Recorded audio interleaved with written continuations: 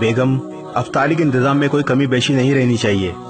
मैंने आमों की पेटी मुश्किल नीचे रखते हुए आयशा से कहा। आयशा ने कहा, आप फिक्र ही ना करें, पिछली बार भी ऐसे मजे की अफ्तारी कराई थी, आज तक सब के सब तारीफें करते हैं। अफ्तारी की तमाम तैयारियां मुकम्मल हो चुकी हैं, खजूरें भी मंगवा ली हैं, बस फ्रूट काटने हैं।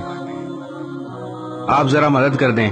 मैंने छुरी ली और आयशा की मुखालिफ से बैठकर फ्रूट काटने लगा। कुछ ही देर में अफ्तारी के तमाम इंतजाम मुकम्मल हो गए और सहन में सजे डाइनिंग पर लगा दी। दोस्तों और रिश्तेदारों की आमद का सिलसिला भी शुरू हो गया। अफ्तारी का वक्त हुआ और सबने अफ्तारी की और खुशगपियां करते हुए खाना खा रहे थे। सब खाने से फारिग हुए। जज़ाकल्लाह, बहुत मजा आया, खाना बहुत लजीज था, कहते हुए निकल रहे थे। मैं हाथ धोने बेसन पर गया तो साथ ही मेरे कान में एक बच्ची की आवाज आई, अम्मी, सब लोगों ने नमाज भी पढ़ ली है और हमने अभी तक रोजा अफ्तार नहीं किया, सहरी भी पानी से की थी। मेरी आंखों के आगे अंधेरा छा गया। ये आवाज पड़ोसियों की 12 साला बच्ची की थी।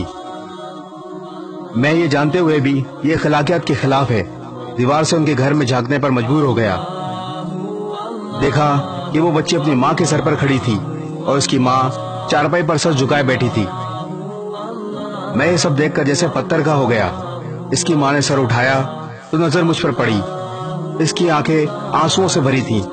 मुझ पे नजर पड़ते ही जबरदस्ती मुस्कुराई और चादर से आंसू पोंछते हुए कहने लगी, भाई कैसे हैं आप? ये लड़की बहुत जिद्दी है, अभी खाना खाया है और फिर जिद कर रही है।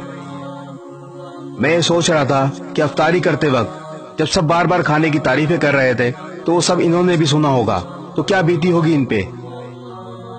मैंने अपने आप को बड़ी मुश्किल से मुतहर्रिक किया और बिजली की तेजी से बाहर की तरफ लपका और बाजार की तरफ बढ़ा। वहां से हर वो चीज जो मैंने अफ्तारी में खाई थी लेकर वापस आया। इस बच्ची की बातें और बेवा के आंसू मुझसे बर्दाश्त नहीं हो रहे थे। मैंने आधे घंटे का सफर 10 मिनट में तय किया और आकर दरवाजे पर दस्तक दी। बच्ची ने दरवाजा खोला, मुझ पे नजर पड़ते ही मुस्कुराई। आपदीदा आंखें खुशी से चमक उठी। वो बेवा खातून ये सब देखकर बिलक बिलक के रोने लगी, जैसे इंसान का जब्त टूटा हो। मैं भी अपने आंसू ना रोक पाया।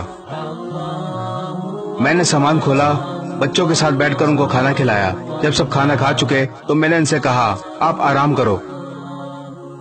मैं वहां से चला और मार्केट से महीने भर का राशन लिया और दोबारा इनके घर आया। जब सामान रख चुका तो मैंने सोए हुए बच्चों की तरफ एक निगाह देखा तो जैसे सुकून आ गया। जब बाहर की तरफ चलने लगा तो खातून की आवाज आई, भाई अल्लाह आपको किसी का मोहताज ना करे। इसकी दुआ सुनकर मुझे लगा जैसे मैंने दुनिया व आखिरत की दौलत पाली हो। मेरे पूरे जिस्म में एक सर्द लहर सी दौड़ गई। घर पहुंचकर सजदा शुक्र अदा किया और अल्लाह ताला से माफी मांगी। अल्लाह ताला मुझे माफ फरमा जो मैं अब तक इन बातों से गाफिल था।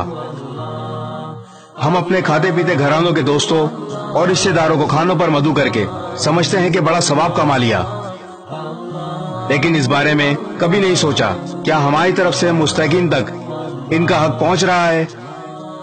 जरा नहीं, पूरा सोचिए। इस वीडियो को शेयर जरूर करें, हो सकता है आपके एक शेयर से ये बात किसी के दिल में उतर जाए।